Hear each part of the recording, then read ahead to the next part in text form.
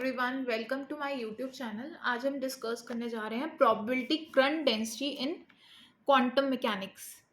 तो इसमें क्या है, हमने एक वेव फंक्शन लिया जो पार्टिकल की प्रोबेबिलिटी फाइंड करने की एक सर्टेन रीजन पे बता रहा है ऑफ अ पर्टिकुलर स्पेस। तो हमने इलेक्ट्रोडायनेमिक्स में एक इक्वेशन पढ़ी है, इक्वेशन ऑफ कॉन्टिन्यूटी, जिसमें ये क्या है, चार्ज डेंसिटी, ये करंट डेंसिटी और रो चेंज, ठीक है, करंट डेंसिटी जे के साथ। और ये तो हम क्वांटम मैकेनिक्स के लिए अब इक्वेशन निकालेंगे।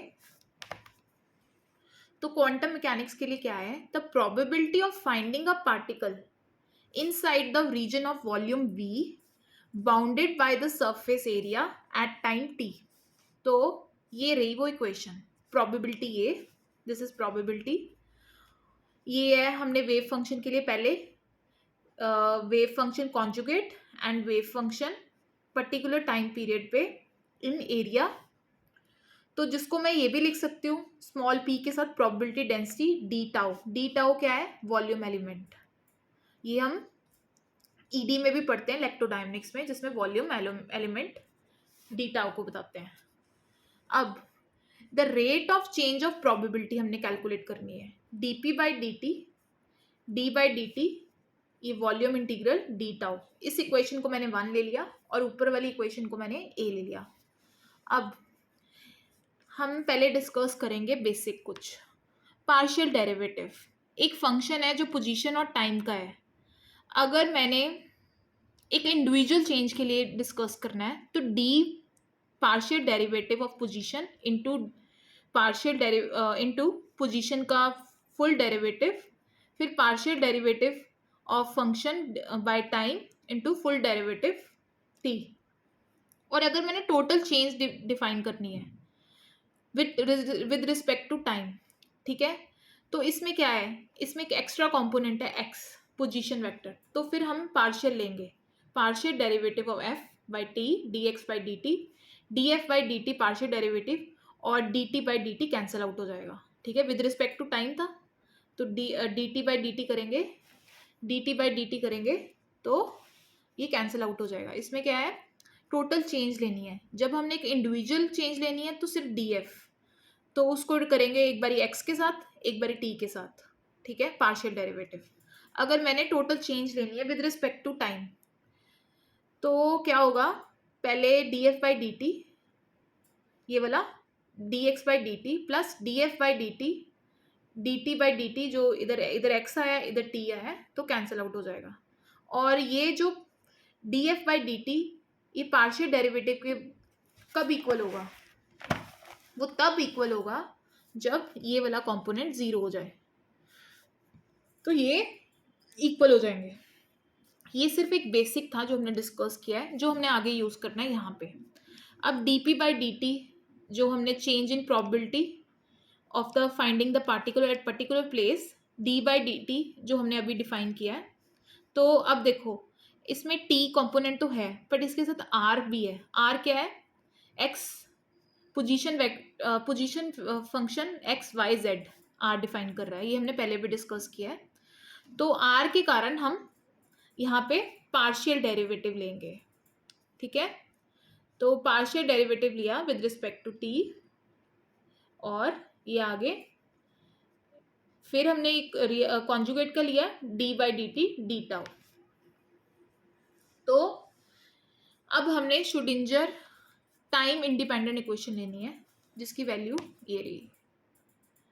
तो ये उसके बाद मैंने डिफ्रेंशिएट किया पर्टिकुलरली, पहले इस कंपोनेंट को डी जाई बाई डी टी, फिर मैंने इसका कॉन्जुगेट लेना है ये वाला, पहले मैं इसको निकालूंगी, ठीक है, उसके बाद ये। तो इसमें डी बाई ये वाली इक्वेशन को हम डिफ्रेंशिएट नहीं पहले ये करेंगे, ये वाला जो पार्ट है इसको मैं लेफ्ट हैंड साइड ले आई, आई एच क्रॉस को मैंने नीचे डिवाइड कर दिया सब जगह, ठीक है। तो यहाँ पे माइनस आई है, माइनस आई को मैंने लिखा I square by I H by 2m delta square divergence of wave function, और ये आ जाएगा आर इंटू टी, ये हम आर्ग्यूमेंट है। अगर हम इसको स्किप कर रहे हैं, अगर बहुत ज़्यादा लेंथी बन रहा है तो हम इसको स्किप कर सकते हैं। ये वेव फंक्शन इसके साथ भी आएगा, सबके साथ ये चलता रहेगा। तो मैंने यहाँ पे आगे स्किप कर दूंगी आर्ग्यूमेंट, क्योंकि अगर आप लिखना चाहते हो तो आप लिखो, बट अगर इक्वेशन बड़ी बन रही है तो हम इसको स्किप कर सकते हैं। तो ये आ गई सॉल्व करके डी जाई by D T wave function. तो मैंने इसको, क्योंकि मैंने ये वाला पार्ट बनाना है, इस चीज़ को बनाना है, ठीक है, तो मैंने इसको स्टार के साथ मल्टीप्लाई, सॉरी, मैंने इसको ये बनाना है, ये हमने कैलकुलेट कर लिया, इसको स्टार के साथ मल्टीप्लाई कर दिया, तो ये मेरे पास ये वाला पार्ट बन गया।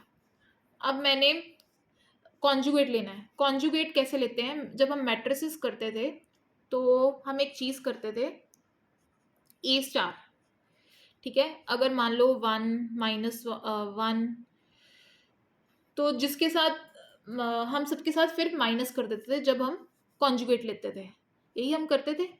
जो ये पॉजिटिव टर्म्स हैं वो उनके साथ हम -1 मल्टीप्लाई कर देते थे, तो यही कॉन्जुगेट है, नेगेटिव साइन मल्टीप्लाई कर देना है। तो यहाँ पे भी मैंने ये किया, टेकिंग द कॉन्जुगेट इक्वेशन 2 का, ठीक है, तो ये सारा माइनस माइनस इसके साथ आ जाएगा।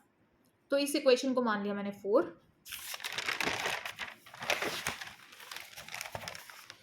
तो इक्वेशन 3 को मल्टीप्लाई किया मैंने साई के साथ, तो ये मेरे पास इक्वेशन 5 बन गई। अब 3 एंड 5 कौन सी थी? एक ये वाली इक्वेशन, 3 एंड 5 एक ये वाली equation, and another is this. इनको मैंने ऐड कर दिया।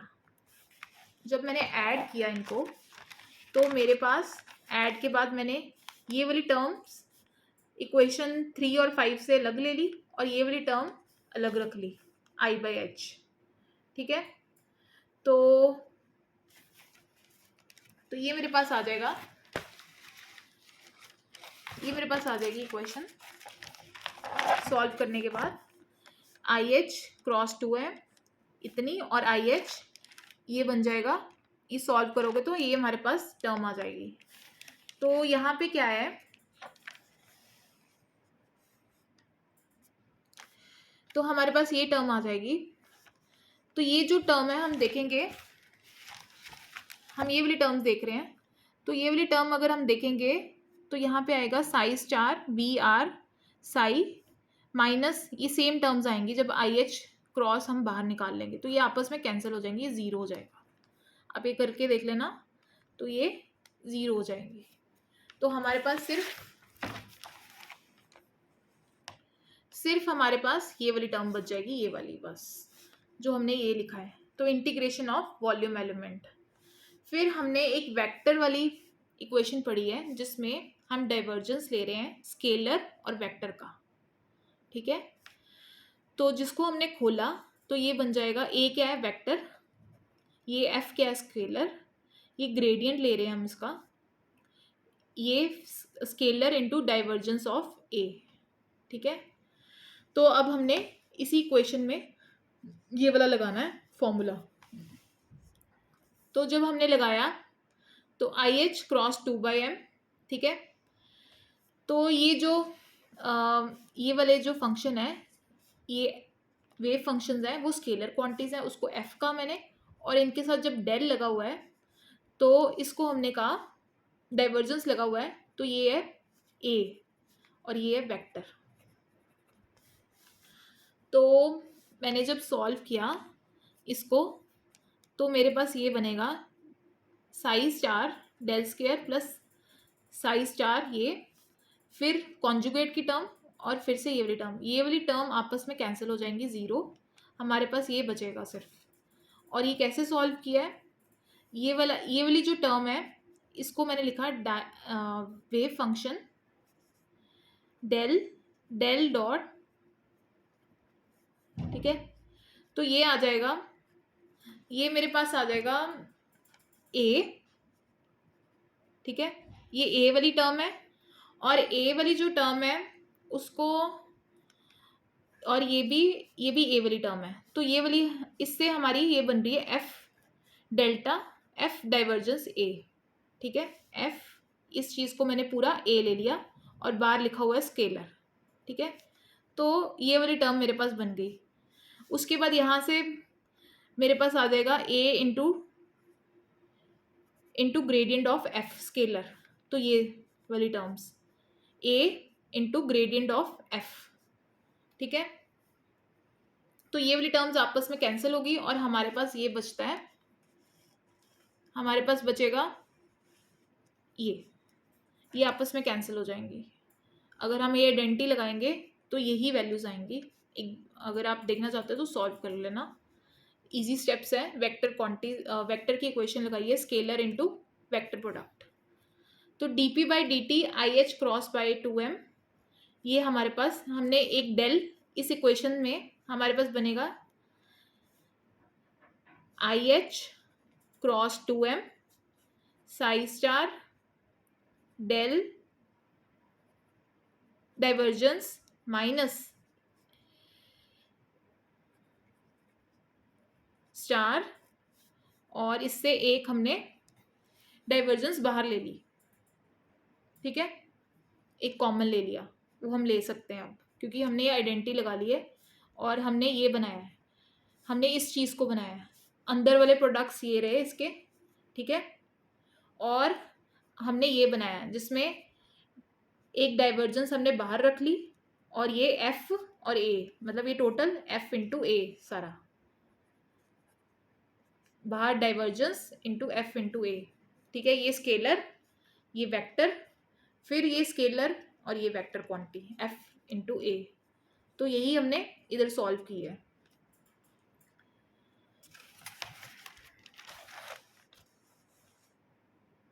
अब मैंने क्या किया,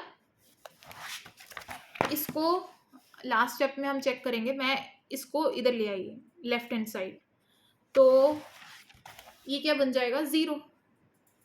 यहाँ पे राइट हैंड साइड क्या हो जाएगी, ज़ीरो। तो ए से हमने डिफाइन किया था इस चीज़ को p by d tau, small p by d tau, जो हमने ए इक्वेशन से हमने यहाँ पे डिफाइन किया था, ये हमने डिफाइन किया था, ठीक है। तो मैंने इस चीज़ को dp बाई डी टी को इसके इक्वल लिख लिया, d बाई डी टी, इसको मैं लिख सकती हूँ d by D T D tau, ठीक है।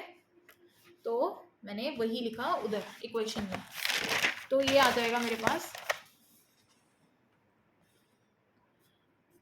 डेल बाहर, सॉरी डाइवर्जेंस बाहर, आई एच क्रॉस, मैंने क्या किया यहाँ पे, जो मैंने शिफ्ट किया इसे दूसरी साइड लेके, ये पॉजिटिव टर्म थी सारी, ठीक है। जब मैंने शिफ्ट किया तो यहाँ पे नेगेटिव, तो नेगेटिव मैंने अंदर ले लिया, इधर प्लस रहने दिया, ठीक है। तो ये माइनस इसके साथ आ रहा है। उसके बाद dp बाई डी टी, ठीक है, ये भी मैंने, ये जो वॉल्यूम इंटीग्रल है वो मैंने कॉमन ले लिया बाहर, ठीक है। इसको कर दिया d by D t plus divergence, ये सारी टर्म, ठीक है। तो ये जो इक्वेशन हमने इलेक्ट्रोडायनेमिक्स में पढ़ी हुई है, ये वैसी ही बन रही है, d rho by D t plus del dot J, ठीक है। करंट डेंसिटी की इक्वेशन है, और ये charge density with time with respect to time. तो ये जो टर्म है इसको मैंने एस वेक्टर से डिफाइन कर दिया, एस वेक्टर के साथ इसको डिफाइन कर दिया, इसको मैंने कह दिया position probability density of finding a particle, ठीक है। इसको मैंने एस वेक्टर के साथ दे दिया। पी क्या है, Sai star probability density of finding a particle, और इसको कह दिया मैंने position probability density of finding a particle. अब मैंने नीचे बताया इक्वेशन ऑफ कॉन्टिन्यूटी, इसको मैंने एस का है तो यहाँ पे मैंने रिप्लेस कर दिया इसको एस के साथ, इसको मैंने रिप्लेस कर दिया सारे को एस के साथ, डेल डॉट एस। तो ये बन गई equation of continuity of quantum mechanics. ये तो हमने ये जो ऊपर बात कर रहे हैं वो इलेक्ट्रोडायनेमिक्स की है, और ये बन गई क्वांटम मैकेनिक्स की। अब जब मैंने इसको डेल डॉट एस को मैंने लिखा minus D by D T, ठीक है, अगर मैंने ये लिखा तो ये क्या होगा, नेगेटिव साइन। हमने इलेक्ट्रोडायनेमिक्स में पढ़ा था जब इलेक्ट्रिक फील्ड लाइंस जो है आउटवर्ड फ्लो करें, ठीक है, आउटवर्ड फ्लो कर रही है इलेक्ट्रिक फील्ड लाइंस, तो डेल ये जो होगा पॉजिटिव होगा और डी बाय डी टी क्या हो जाएगा, नेगेटिव, ठीक है। तो इसका मतलब क्या है, अगर ये बाहर को फ्लो कर रही है इलेक्ट्रिक फील्ड लाइंस, तो ये जो करंट चार्ज डेंसिटी है ये डिक्रीज करेगी विद रिस्पेक्ट टू टाइम। और अगर ये नेगेटिव है तो ये जो करंट चार्ज डेंसिटी है ये क्या करेगी, इंक्रीज करेगी। तो वैसे ही हमने कोरिलेशन यहाँ पे बनाना है फॉर क्वांटम मैकेनिक्स वाली ये क्वेश्चन में।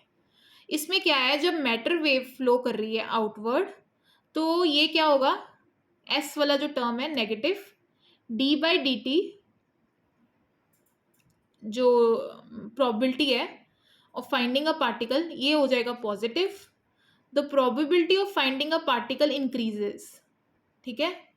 जब हम probability of finding a particle increases in inward, जब इनवर्ड होगा तब probability of finding a particle increase करेगा, ठीक है।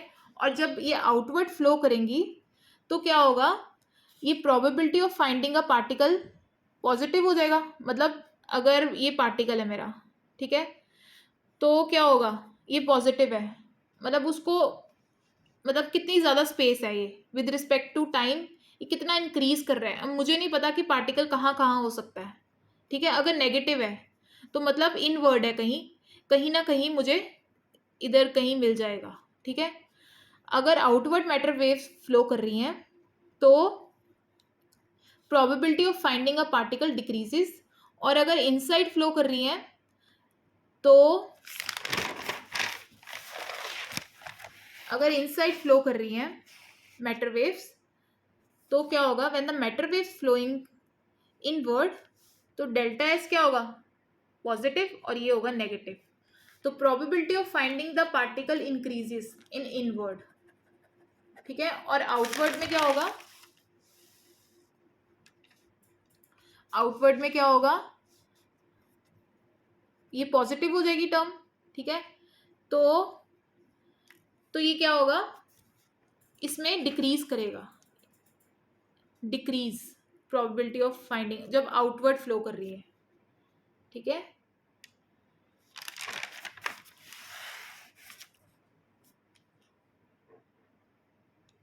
तो this is all about the today lecture. अगर आपको इसमें कोई प्रॉब्लम आ रही है तो please write in the comment box section. Thank you and please subscribe.